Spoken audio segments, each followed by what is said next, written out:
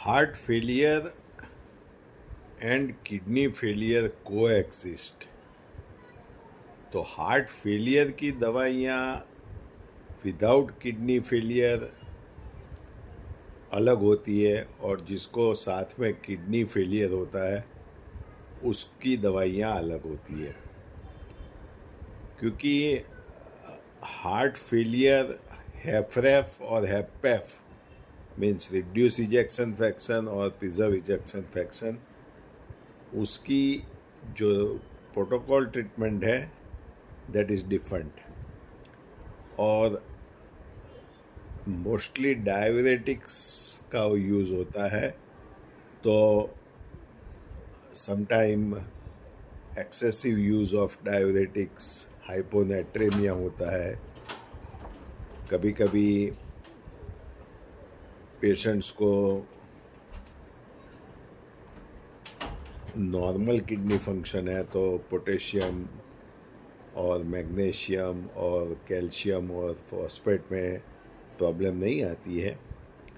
लेकिन जब kidney involve होती है, जैसे बीपी एकदम लो रहता है और डायबिटिक है और स्ट्रक्चरल डिसीज़ है अथवा स्टोन है अथवा इन्फेक्शन लगा है किडनी में अथवा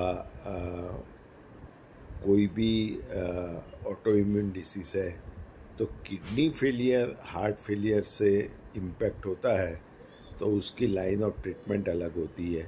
जैसे कि किडनी फेलियर में आप पोटेशियम स्पेयरिंग दवाइयाँ नहीं दे सकते ड्यू टू हाइपरकैलेमिया, और आप जो फ्रूट्स और वेजिटेबल नॉर्मल हार्ट फेलियर में खाते हैं वो किडनी फेलियर में आप रिस्ट्रिक्ट करना पड़ता है। जैसे कंदमूल है, हाईली प्रोटीन डाइट, वो सब बंद करना पड़ता है।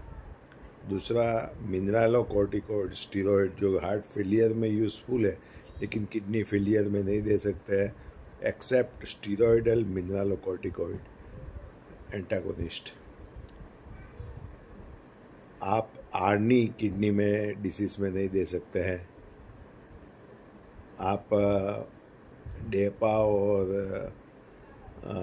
एम्पा ग्लिफाजोन दे सकते हैं, आप बीटा ब्लॉकर, रिवाबेडिन, वाजोडाइलेटर सब दे सकते हैं, लोही पतला करने की गोली दे सकते हैं, स्टेटिन दे सकते हैं। उसमें particular statin is beneficial and different type of statin that is damaging the kidney.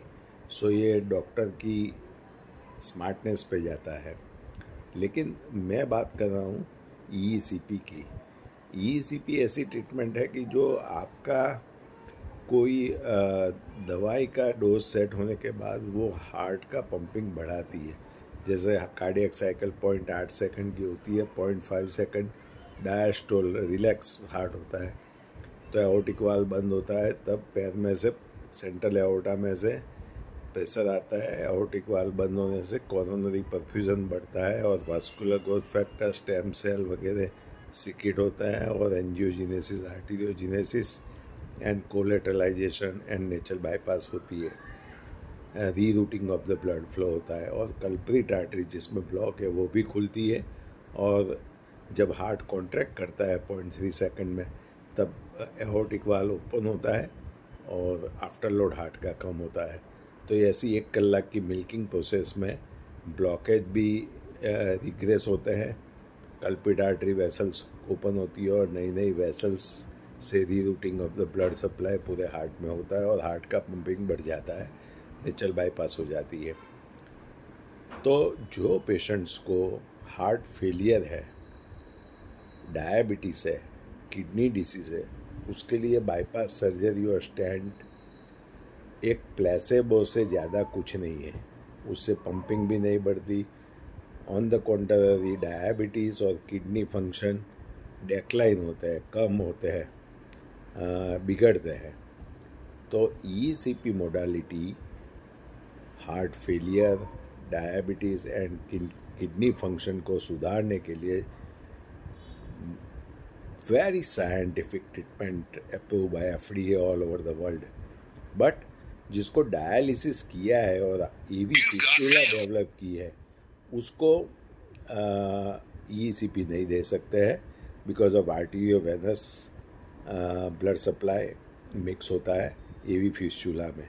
तो डायलिसिस पेशेंट्स को नहीं दे सकते। अदरवाइज़ आपका क्रिएटिनिन ज़्यादा है तो पहले डायलिसिस से पहले आप ECP ट्रीटमेंट ले लें, that is very much helpful. और लॉट ऑफ पेशेंट्स को हमने 4 क्रिएटिनाइन 5 क्रिएटिनाइन से 1.3 तक लाए हैं। तो you have to follow diet, take kidney and heart friendly different types of medicines, and take ECP by trained certified doctor that we are specialized in heart failure and kidney failure treatment. So there is a new modality ECP that can be a game changer in kidney disease and heart failure disease, angina disease. Those chest pain is not controlled by medicine. So think 5 times before going for surgery or stenting in diabetic, obesity, kidney disease patients. Your case can be deteriorated. Thank you.